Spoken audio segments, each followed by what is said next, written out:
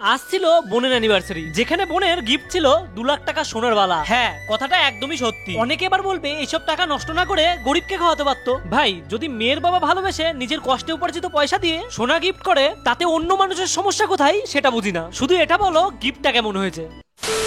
কিছুদিন আগে ছিল আমাদের অ্যানিভার্সারি, তার পরপরই বোনের অ্যানিভার্সারি। তাই তো আমি এবং তোমাদের দিদিভাই সাজুগুজু করছিলাম। যদিও আমার ড্রেসিং সেন্সটা অনেক কম, তবু আমাকে কেমন লাগছে একটু কমেন্ট করে বলো। আর শুধুমাত্র আমরা যাচ্ছিলাম না, সাথে মাও ছিল। বাড়ি থেকে খুব এমন ডিস্টেন্স নেই বোনের শ্বশুর বাড়ি, তাই তো খুব তাড়াতাড়ি পৌঁছে গেছিলাম সেখানে। আর সামনে যে বাচ্চা মেয়েটাকে দেখতে পাচ্ছ, যার গাল আমি টিপছি, সে কিন্তু দেখতে সাদাসিধে হলেও এমনি সাদাসিধে না। মেয়েটা ক্যারাটিতে ব্ল্যাক বেল্ট। তোমাদের বাড়ির আশেপাশে কোনো আছে নাকি এমন বাচ্চা মেয়ে যে ক্যারাটিতে খুব ভালো? তারপর আমি আর তোমাদের দিদিভাই কয়েকটা ছবি তুলবো ভাবলাম, তার মাঝেই দিদি এসে করে দিল ডিস্টার্ব। আর এখানে কিন্তু আমরা কয়েকজন নয়, অনেকেই ছিল উপস্থিত। অন্যদিকে তাকিয়ে দেখি বোন যে কোনো উপায়ে জামাইকে মেকআপ করানোর চেষ্টা করছে। অ্যানিভার্সারিতে জামাই দুটো গিফট দিয়েছে আমার বোনকে। প্রথম গিফটটা এটা হলেও আমার কিন্তু সেকেন্ড গিফটটা অনেক পছন্দ হয়েছে। বোন আমার রাস্তায় বেরোলে হেলমেট পরে না বলে তার জন্য একটা হেলমেট নিয়ে এসেছে। আচ্ছা, তোমরা কে কে অ্যানিভার্সারিতে সবচেয়ে বড় এবং দামি গিফট পেয়েছো অবশ্যই কমেন্ট করে জানিও। তারপর আমরা খেতে বসে গেলাম আর দেখলাম জামাই পরিবেশন করছে। তারপর দুজন মিলে খাওয়া দাওয়া শেষ করে অপেক্ষায় থাকলাম কখন তারা কেক কাটবে। তারপর কেক দুটো নিয়ে আসা হলো, আর কেক দুটো এতটা সুন্দর দেখতে লাগছিল সামনে থেকে, যেটা শুধুমাত্র সামনে থেকে না দেখে ভিডিওতে দেখে বোঝা সম্ভব নয়। তারপর শুরু হলো কেক কাটা, আর দুজনকে পাশাপাশি কেমন মানিয়েছে অবশ্যই কমেন্ট করে জানিও। কেক খাওয়া দাওয়া তো সম্পূর্ণ হলো, বাট আমার হাসি পাচ্ছিল এই জিনিসটা দেখে। এইরকম ভাবে ছবি কে তোলে?